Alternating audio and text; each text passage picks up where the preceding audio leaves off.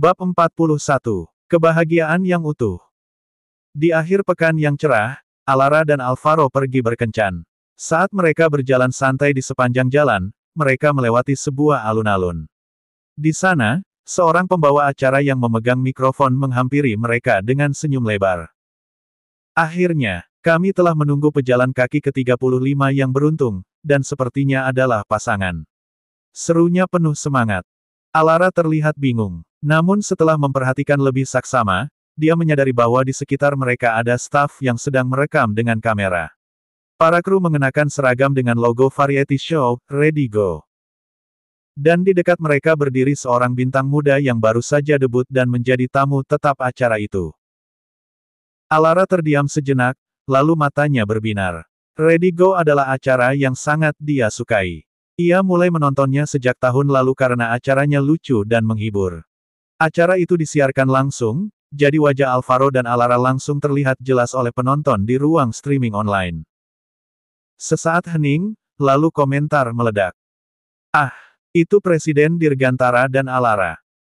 Sumpah, mereka pasangan paling beruntung. Kenapa Presiden Dirgantara bawa banyak camilan dan tas cewek? Itu pasti tas Alara. Hahaha, bawain tas istrinya, beliin snack buat istrinya, ini baru suami idaman. Tolong, aku cuma lihat mereka sebentar, tapi rasanya sudah dibombardir vibes mesra mereka. Pembawa acara yang baru menyadari siapa mereka langsung terlihat terkejut dan sangat senang. Pipinya merah karena antusiasme. Astaga, itu benar-benar Presiden Dirgantara dan Nyonya Alara. Penonton sekalian, ini bukan settingan. Kami tidak tahu mereka akan datang ke sini. Tentu saja, meski kru acara mau, mereka jelas tak akan berani mengatur kehadiran Alvaro. Dengan nada sopan dan penuh rasa hormat, sang pembawa acara berkata, "Presiden Dirgantara, bolehkah kami bertanya, bagaimana Anda dan istri Anda bisa tiba di sini?" Alvaro mengangkat alis dan melirik Alara, lalu menoleh ke kamera. Dengan nada santai, ia menjawab, "Kencan." Pembawa acara terdiam. Penonton di live chat juga hening. Beberapa detik kemudian, pembawa acara menoleh ke Alara dan bertanya dengan semangat, "Apa Anda pernah menonton variety show kami?" Alara langsung mengangguk. "Iya, aku menontonnya. Aku suka sekali acaranya." Wajah pembawa acara langsung berseri. "Wow, sungguh suatu kehormatan." Ia lalu melanjutkan, "Penonton setia mungkin tahu bahwa season pertama acara ini tidak begitu sukses, kami kesulitan menemukan investor. Bahkan, sempat tertunda untuk season 2. Tapi berkat investasi besar dari Dirgantara Corporation, acara ini bisa lanjut hingga sekarang. Hari ini, akhirnya kami bisa berterima kasih langsung kepada investor utama kami." Penonton yang mengikuti dari awal langsung berkomentar. Kalau bukan karena Dirgantara Corp, acara ini pasti udah tamat. Terima kasih investor utama. Tapi kenapa Presiden Dirgantara tertarik dengan variety show ini ya? Apakah dia lihat potensi acara ini? Pembawa acara pun menoleh penuh harap ke Alvaro. "Presiden Dirgantara, apakah Anda berinvestasi karena yakin acara kami punya potensi dan kreativitas tinggi?" Alvaro menaikkan alis, lalu menjawab santai, "Tidak juga." Pembawa acara melongo. Komentar penonton pun bermunculan. Maksudnya gimana tuh?" Alvaro lalu melirik Alara dan berkata pelan dengan suara lembut, "Aku berinvestasi karena istriku suka acara ini." Wah, jadi karena Alara suka, langsung diinvestin. Cinta bisa membeli segalanya, bahkan acara TV. Kasih sayang publik yang luar biasa. Aku baper. Awalnya kupikir Alara cuma basa-basi suka acaranya, ternyata dia benar-benar fans berat. Sesuai format acara, biasanya pasangan yang terjebak akan diajak bermain game atau lelucon. Tapi kali ini berbeda, karena yang datang adalah Alvaro. Tak satu pun kru cukup berani untuk mengolok-olok pria itu. Maka, pembawa acara pun bertanya dengan hati-hati kepada Alara, "Acara kami berjudul Ready Go, apakah Anda dan Presiden Dirgantara punya rencana perjalanan ke depan?"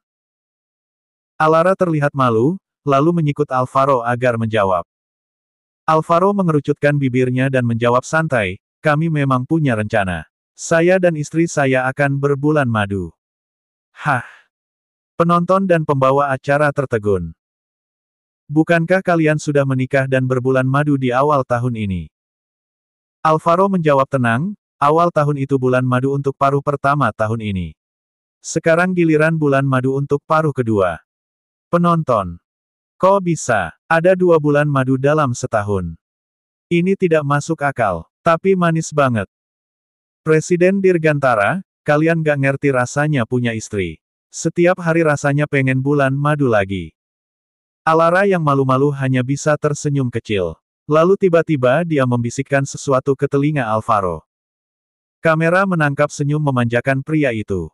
Ia berkata dengan lembut, baiklah, aku akan menuruti kamu. Penonton online sudah tak tahan. Cukup, aku kenyang oleh kemesraan kalian. Tolong pamer lagi, aku belum puas nonton PDA kalian. Setelah obrolan singkat, pembawa acara dengan cepat mengakhiri siaran langsung agar tidak mengganggu kencan mereka lebih lama. Beberapa bulan kemudian, musim berganti. Dalam 1 tahun, Alara dan Alvaro sudah 3 kali berbulan madu. Suatu sore, Alara mengidam dan mengambil sekotak es krim. Alvaro menatapnya dengan manja, lalu menarik tubuh Alara ke pangkuannya. Sayang, jangan makan terlalu banyak. Menstruasimu sebentar lagi kan? Alara terdiam sejenak, menghitung dalam hati, dan ternyata benar. Alvaro lebih hafal siklusnya dibanding dirinya sendiri. Meskipun menstruasinya tidak terlalu menyakitkan, tetap saja terasa tidak nyaman. Biasanya, Alvaro akan membuatkan teh jahe hangat dengan gula merah. Alara memandangi es krimnya dan mengerucutkan bibir, baiklah, aku makan sedikit saja. Alvaro merasa tingkahnya sangat menggemaskan. Ia mengecup pipi Alara dan bertanya, mau kubuatkan kue kecil. Rasa anggur hijau favoritmu. Mata Alara langsung berbinar. Mau? Alvaro tersenyum, mendekatkan wajahnya. Tapi, suamimu mau bunga dulu. Alara mencium bibirnya, penuh semangat. Aku cinta banget sama kamu. Cinta banget sama suamiku.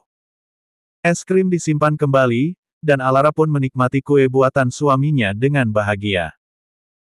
Namun kali ini, menstruasinya tak kunjung datang. Awalnya, Alara tidak terlalu memperhatikan. Kadang memang suka telat, tapi, sudah lebih dari seminggu. Di kamar tidur, Alvaro menatap perutnya yang masih rata, lalu memandang wajah Alara dengan tatapan dalam. Sayang, bisakah kita periksa ke dokter? Alara mengangkat tangan dengan santai, nggak apa-apa kok, ini sudah pernah terjadi. Tapi ia berhenti di tengah kalimat, mendadak sadar apa maksud Alvaro. Matanya membelalak. Maksudmu, aku hamil. Selama ini mereka memang hidup tenang dalam dunia mereka sendiri, dan selalu menggunakan kontrasepsi. Namun, baru-baru ini mereka berhenti. Mungkinkah secepat itu? Mereka bahkan belum sempat beli tes pack. Dengan semangat dan sedikit gugup, Alara menyentuh perutnya. Mereka pun segera pergi ke rumah sakit untuk pemeriksaan. Dan hasilnya, Alara benar-benar hamil. Alara menatap hasil tes di tangannya, dan berbagai emosi langsung membanjiri hatinya, terkejut, bahagia, tak percaya, namun yang paling kuat adalah rasa haru. Ia akan menjadi seorang ibu. Dia benar-benar akan menjadi seorang ibu. Dia sedang mengandung anaknya, dan anak Alvaro. Alvaro cepat rasakan, seru Alara penuh semangat, meraih tangan pria itu dan meletakkannya di perutnya. Yah, meskipun kamu belum bisa merasakan apa-apa sekarang. Alvaro langsung menegang, rahangnya mengeras, dan sorot matanya menjadi lebih dalam. Telapak tangannya menyentuh perut Alara dengan sangat hati-hati, seolah-olah Alara kini adalah boneka kristal yang rapuh, dan dia takut akan menyakitinya tanpa sengaja. Memang ia belum bisa merasakan apapun dari perut itu. Tapi entah kenapa, sebuah ikatan yang tak terlihat terasa nyata, benih kehidupan kecil sedang tumbuh di sana. Itu adalah anak mereka. Dengan kabar sebesar ini, tentu saja mereka segera memberitahu kakek nenek, Bibi Thomas, dan Paman Thomas. Begitu kembali ke Skyview Mansion dari rumah sakit, mereka disambut oleh keluarga besar, kakek dan nenek Dirgantara, Bibi dan Paman Thomas, Olivia dan Benjamin. Bahkan orang tua Olivia serta paman dan bibi Alvaro, semuanya telah menunggu dengan penuh semangat di ruang tamu. Begitu pasangan itu masuk, semua orang langsung menyambut mereka dengan antusias. Alvaro hampir sepenuhnya menggendong Alara dari mobil hingga masuk ke ruang tamu. Nyonya Dirgantara Senior begitu gembira, "Alara, cepat duduk di sofa. Bagaimana keadaanmu? Apakah kamu merasa tidak nyaman?" Meskipun bahagia, kekhawatiran jelas tergurat di wajah sang nenek. Ia tahu betul kesulitan masa kehamilan dari pengalamannya sendiri. Alara tersenyum lembut. "Nenek, jangan khawatir. Aku belum merasakan efek apapun sejauh ini." Lydia ikut mengingatkan, "Alara, ini masih awal kehamilan. Jangan terlalu memaksakan diri, dan jaga pola makan ya." Tuan Dirgantara Senior menambahkan, "Betul, betul. Kami sudah mengundang beberapa ahli gizi profesional untuk menyusun rencana makan khusus untukmu. Saat nenekmu dulu hamil, dia sangat sulit menjaga kondisi. Nutrisi sangat penting." Alara sebenarnya ingin menolak karena menurutnya masakan para koki di Skyview Mansion sudah cukup, namun sebelum sempat berkata apa-apa, Alvaro langsung mengangguk, "Baik kakek. Biar para ahli gizi datang langsung ke Skyview Mansion." Setelah itu, Alvaro pun berkonsultasi serius dengan para orang tua, menanyakan segala hal tentang merawat wanita hamil. Ia bahkan mencatat setiap kalimat dan nasihat ke dalam buku kecilnya. Alara hanya bisa terdiam. Apalagi yang bisa dia katakan? Sementara Alvaro sibuk berkonsultasi, Olivia dan Benjamin langsung menghampiri Alara dengan antusias. "Alara, aku bakal jadi bibi ya," seru Olivia dengan mata berbinar. "Dan aku akhirnya dipromosikan jadi paman," tambah Benjamin. "Alara, jangan capek-capek. Mau minum? Biar aku ambilkan." Alara mengangkat alis dan berkata setengah geli, "Bisa nggak kalian berhenti memperlakukanku seperti boneka porselen?"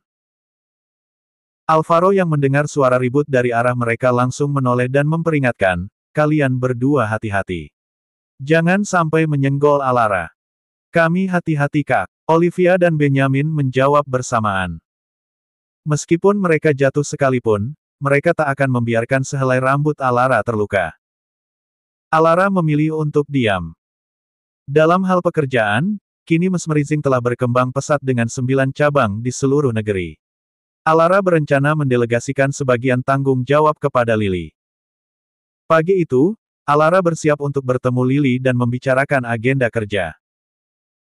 Cuaca sedikit dingin, jadi Alvaro mengenakannya mantel dan menyerahkan termos bergambar kelinci kecil. "Sayang, biar aku temani," katanya lembut namun penuh kekhawatiran. Alara hanya mengangguk, "Baiklah." Mereka pun tiba di kantor pusat Mesmerizing. Di ruang tunggu, Lily yang telah mengetahui kabar kehamilan Alara menyambut dengan penuh kebahagiaan. "Bos, tenang saja. Mesmerizing berada di jalur yang sangat baik sekarang. Hampir tidak ada masalah besar. Hanya satu hal, pembukaan cabang ke-10 kita di Los Angeles bulan depan. Anda sebelumnya bilang ingin hadir langsung dan bertemu Mer.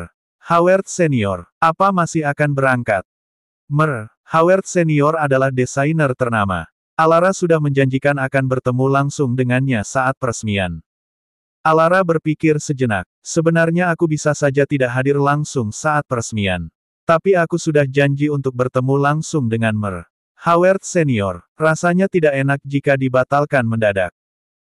Alvaro yang sejak tadi berada di sampingnya membuka tutup termos dan menyodorkan air. "Minum dulu. Kalau soal pertemuan, biar aku yang atur." Alara tidak terkejut. Sebelum tahu tentang kehamilannya pun, Alvaro memang sudah berencana ikut ke Los Angeles. Setiap kali Alara harus ikut kompetisi atau perjalanan bisnis ke luar negeri, Alvaro selalu menemaninya. Alara tiba-tiba sadar, apakah mereka sudah terlalu melekat satu sama lain. Alvaro tiba-tiba mengernyit. "Sayang, lebih baik kamu jangan pergi. Ini masih awal kehamilan, dan terbang bisa memperparah mualmu." Lily terbelalak. Apa? Presiden Dirgantara bahkan tahu soal mual di pagi hari. Alara diam saja.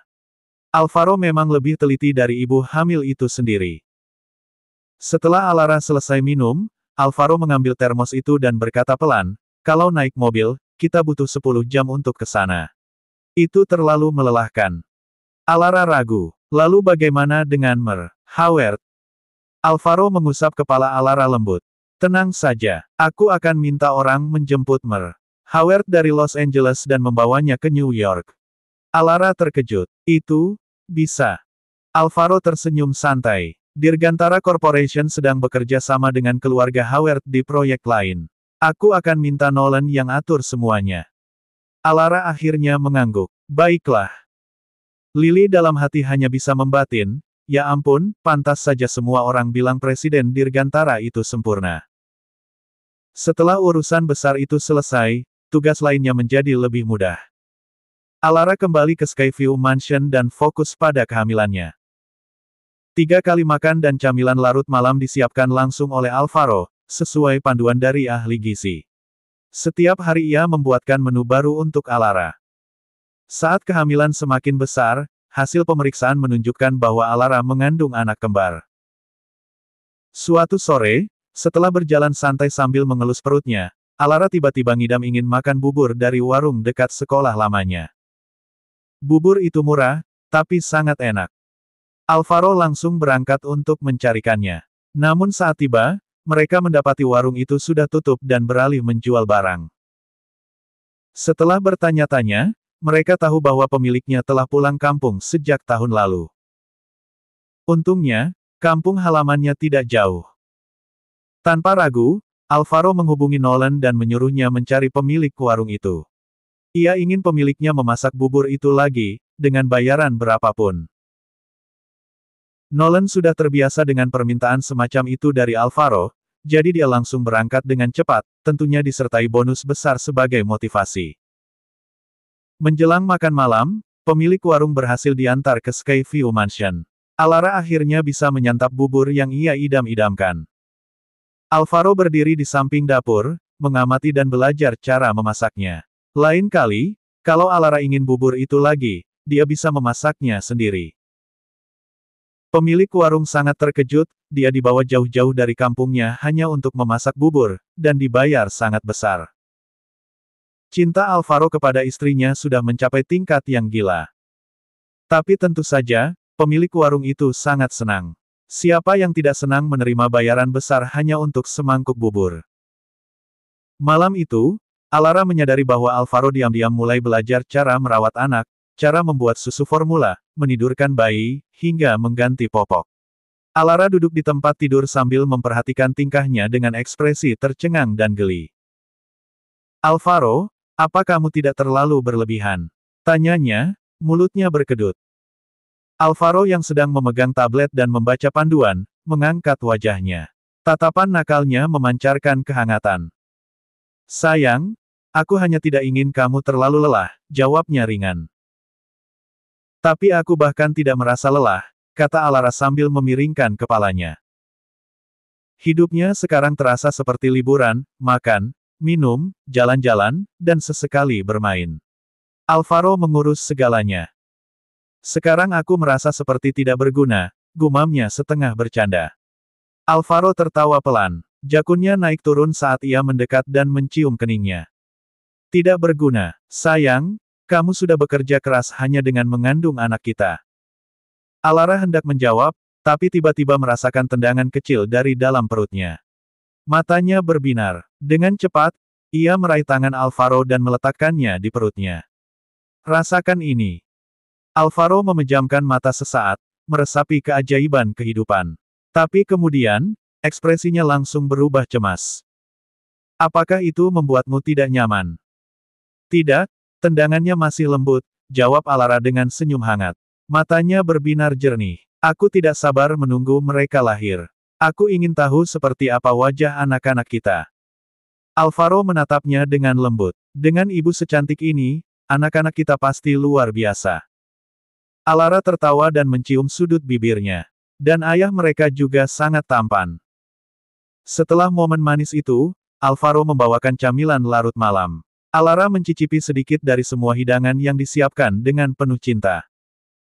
Melihat Alvaro yang sedang belajar mengurus bayi, Alara tak tahan untuk tidak mengambil foto candid profil sampingnya dan mengunggahnya ke Twitter. @Rose, calon ayah sedang belajar mengurus bayi. Alara bukan tipe yang sering membagikan kehidupan pribadinya di media sosial, tidak seperti Alvaro yang tanpa malu-malu sering memuji istrinya. Namun, setiap kali Alara mengunggah foto Alvaro, netizen langsung menyerbu kolom komentar. Ah, hanya dari samping saja dia sudah sangat tampan. Kalau suamiku seperti itu, aku juga bakal sering pamer.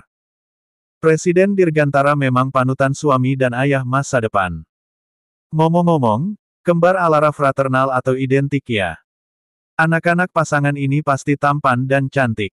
Gen sempurna. Hari-hari berlalu. Akhirnya, saat itu tiba, kedua bayi kecil itu akan lahir. Di luar ruang bersalin, Alvaro tampak tegang. Alisnya berkerut, rahangnya mengeras, dan lingkaran hitam di bawah matanya tampak jelas. Ia tak pernah tidur nyenyak sejak mendekati hari persalinan. Satu-satunya hal yang membuatnya sedikit tenang adalah memegang tangan Alara. Di ruang tunggu, keluarga besar mereka sudah berkumpul. Tuan dan Nyonya Dirgantara, Bibi dan Paman Thomas, Olivia, Benyamin, dan kerabat lainnya menanti dengan cemas. Benyamin menatap kakaknya yang murung dan ingin menghiburnya. Tapi dia tahu, kata-kata tidak akan banyak membantu saat ini. Bagi Alvaro, Alara adalah segalanya. Bagaimana mungkin dia tidak khawatir? Waktu terasa sangat lambat. Alvaro terus menatap pintu ruang bersalin, seperti patung tak bernyawa yang sedang menahan napas. Akhirnya, suara yang mereka tunggu datang. Selamat, ibu dan bayi dalam keadaan selamat. Tegang yang menggantung di udara langsung pecah. Semua orang menghela napas lega. Alara dipindahkan ke ruang perawatan. Alvaro adalah orang pertama yang masuk ke samping tempat tidurnya. Wajah Alara tampak pucat dan lemah. Tapi begitu mendengar suara Alvaro, bulu matanya bergetar. Dengan susah payah, ia membuka mata dan menggenggam tangan pria itu. Aku baik-baik saja, jangan khawatir. Bagaimana bayinya? Tanyanya pelan. Alvaro belum sempat melihat bayinya. Sejak awal, seluruh fokusnya hanya tertuju pada keselamatan Alara. Bidan bilang kedua bayi sehat, jawabnya lembut. Nyonya Dirgantara yang berdiri di belakang mereka akhirnya berkata sambil menunjuk ke sisi tempat tidur, bayinya ada di sana Alara. Lydia menambahkan dengan senyum lega, yang pertama lahir adalah anak laki-laki, dan yang kedua adalah adik perempuannya. Alara menoleh pelan dan melihat dua sosok kecil di dalam tempat tidur bayi. Mata mereka masih tertutup, tapi tangan mungil mereka terkepal erat. Mereka adalah anak-anaknya, anak-anak dari dirinya dan Alvaro. Air mata hampir tumpah. Ia tidak pernah membayangkan momen ini akan terasa seajaib ini. Beberapa saat kemudian, Alara menatap Alvaro dan tersenyum tipis. Ayah, semua yang kamu pelajari akhirnya bisa berguna. Alvaro tertawa pelan, memegang tangannya erat. Baiklah, sekarang kami akan mendengarkan ibu dari anak-anak ini. Para orang tua dan kerabat mengelilingi kedua bayi dengan cinta tak terhingga. Olivia dan Benyamin tak sabar untuk bermain dengan mereka. Akhirnya, seluruh keluarga sepakat memberikan nama panggilan kepada si kembar, kakak laki-laki diberi nama Rian. Adik perempuannya diberi nama Ana. Dalam sekejap mata, kedua saudara kembar itu kini telah berusia 3,5 tahun. Baru-baru ini, Alara mendapat undangan untuk menghadiri acara pertukaran mode internasional di luar negeri. Mesmerizing, brand yang ia bangun, telah berhasil menembus pasar global. Alvaro sang suami penyayang, tentu saja tak rela berpisah darinya. Tanpa ragu, ia memutuskan untuk ikut menemani Alara dalam perjalanan itu. Sementara itu, Rian dan Ana dikirim ke rumah tua untuk dirawat oleh kakek nenek mereka selama 2 hari. Olivia dan Benyamin juga ikut menemani di sana, menjaga dan bermain bersama mereka di taman. Oh sayangku, hati-hati ya, jangan sampai terluka. Kalau kakek buyut dan nenek buyut kalian tahu, mereka pasti akan menyalahkanku. Keluh Benyamin panik. Kedua anak itu memang luar biasa menggemaskan. Sejak kecil mereka sudah disayangi seluruh keluarga dan tumbuh seperti bola-bola ketan kecil yang manis dan lembut. Kakek nenek sangat memanjakan mereka, dan semua anggota keluarga Dirgantara menunjukkan cinta yang melimpah. Sejak momen 1 bulan, 100 hari, hingga ulang tahun pertama mereka, berbagai hadiah mewah terus mengalir. Bahkan saat ini, hadiah yang mereka terima sudah bisa memenuhi beberapa gudang penyimpanan. Benyamin yang mengikuti di belakang mereka sambil tersenyum haru berkata, hatiku meleleh. Mereka benar-benar keponakanku, betapa menggemaskannya mereka. Olivia mendelik, apa hubungannya mereka denganmu? Tentu saja ada, aku sudah berkali-kali mengurus Ryan dan Anna. Sementara itu, Alvaro dan Alara, mungkin karena masa kecil mereka kurang kasih sayang, sekarang begitu memanjakan anak-anak mereka. Bisa dibilang, Ryan dan Anna tumbuh dalam lautan cinta. Namun bagi Alvaro yang sangat menyayangi istrinya, Alara tetap menjadi prioritas utama. Setiap kali Alara pergi dinas, Alvaro akan ikut menemaninya. Di rumah leluhur, Ryan dan Anna sudah terbiasa. Hari itu, mereka bermain di bawah pohon anggur. Anna mengulurkan tangan mungilnya, mencoba memetik anggur, sementara Ryan mengawasinya dengan tenang, sesekali membantu. Dengan wajah lucu dan mata berair seperti boneka hidup, Anna bertanya, kakak, kapan ibu pulang? Aku kangen ibu. Ryan menopang tubuh adiknya yang hampir kehilangan keseimbangan dan menjawab, ibu pulang 2 hari lagi. Kalau ayah? Ayah pulang bareng ibu. Anna mengedip pelan, ayah selalu ikut ibu kemanapun. Ryan membantu memetik anggur dan berkata, karena ayah sangat mencintai ibu dan ingin selalu melindunginya.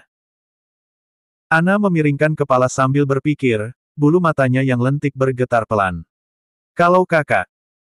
Ryan menyingkirkan daun yang jatuh di kepala adiknya dan menjawab, aku tinggal di rumah untuk melindungi adikku.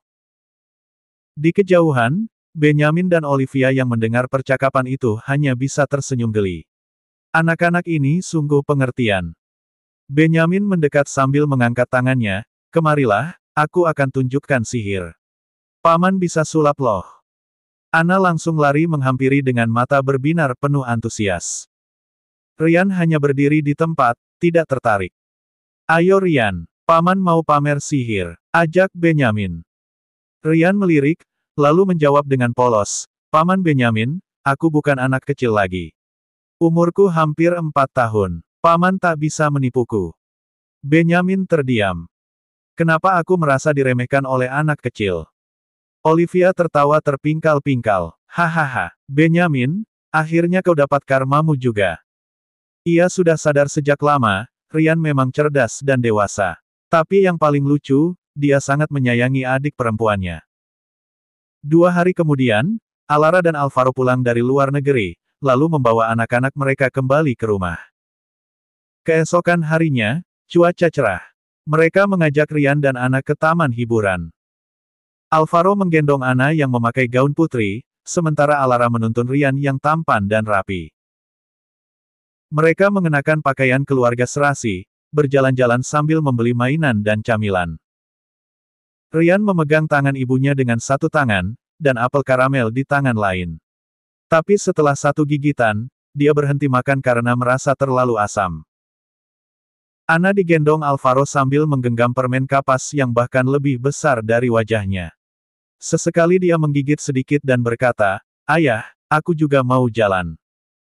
Alvaro menurunkannya. Kalau begitu, biar kakakmu yang pegang tanganmu. Ryan dengan patuh memegang tangan adiknya dan bahkan memberikan apel karamelnya. Melihatnya, Alara berkedip tak percaya. Kenapa kamu malah menyuruh anak kecil menjaga adiknya? Kamu sendiri ngapain? Alvaro mengangkat alis, tersenyum nakal. Tentu saja, aku mau gendong istriku. Ketika kedua anak mereka sedang bermain topeng, Alvaro mencuri kesempatan mencium Alara lalu menyodorkan camilan, aku beli ini khusus buat si kecil kesayanganku. Mau. Alara mencium aromanya dan langsung menjawab manja, mau. Alvaro tertawa pelan, suara berat dan malasnya penuh rasa senang. Tak jauh dari situ, mereka menemukan dinding harapan. Pengunjung bisa menuliskan harapan mereka di kartu lalu menggantungnya. Alara mengajak mereka membeli satu kartu, cukup satu untuk seluruh keluarga. Meski tulisan tangan mereka berbeda, kartu itu diisi bersama-sama, dan digantung bersama di dinding harapan. Kartu harapan berwarna merah itu berkibar pelan di terpa angin. Isi harapannya sederhana, Tapi bermakna, kebahagiaan yang utuh dan sempurna. Bersambung.